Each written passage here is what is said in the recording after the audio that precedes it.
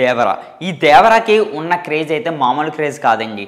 రీసెంట్‌గా జాహ్నవి కపూర్, ఎన్టీఆర్ గారు అలాగే సైఫ్ అలీ ఖాన్ గారు వీళ్ళ ముగ్గురు కలిపి ముంబైలో అయితే ఒక ఇంటర్వ్యూలో అయితే పాల్గొన్నారు. ఈ ఇంటర్వ్యూలో జాహ్నవి కపూర్ అయితే ఒక విషయం అయితే చెప్పింది.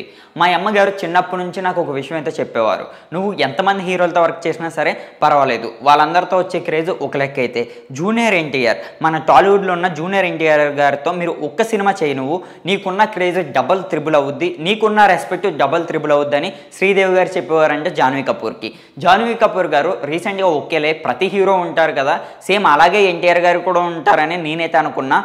కానీ ఎన్టీఆర్ గారితో వర్క్ చేస్తే మాత్రం నాకు ఎంతోమంది స్టార్లతో వర్క్ చేసినా సరే ఇటువంటి స్టార్ని అబ్బా ఇప్పటివరకు ఎందుకు మిస్ చేసుకున్నానని జాహ్నవి కపూర్ గారు చెప్పడం అయితే జరిగింది ఆ ఇంటర్వ్యూలో. ఆమె అయితే ఒకే ఒక విషయం అయితే చెప్పింది. ఈ వీళ్ళందరూ కలిపి ఒక షూటింగ్ సెట్లో ఉన్నారంట. ప్రతి హీరోకి హీరో వెళ్తే ఫ్యాన్స్ రావడం అన్నది పక్క, కానీ ఎన్టీఆర్ గారి ఫ్యాన్స్ మాత్రం ఒక రచ్చలేపుతారంట. వాళ్ళ దగ్గరకు వచ్చి సెట్ అంతా ఊగిపోయేలాగా ఫ్యాన్స్ అయితే అడవాడైతే చేస్తారంట. ఎక్కడికి వెళ్ళినా సరే జై ఎన్టీఆర్ జై ఎన్టీఆర్. వీళ్ళ ఫ్యాన్స్ని చూస్తే నాకే భయం వేస్తుందని జాహ్నవి కపూర్ చెప్పడం అయితే జరిగింది ఒక ఇంటర్వ్యూలో. ఆమె అయితే ఒక విషయం అయితే చెప్పింది. దేవర సినిమాతో బ్లాక్ బస్టర్ కాదు కదా, సూపర్ హిట్ అవుద్ది, ఇది పక్క 1000 కోట్లు కలెక్ట్ చేస్తుందని జాహ్నవి కపూర్ గారు చెప్పడం అయితే జరిగింది. ఎందు గురించి అంటే ఎన్టీఆర్ గారు అందులో ఒక మాస్ డైలాగ్స్ ఉన్నాయంట.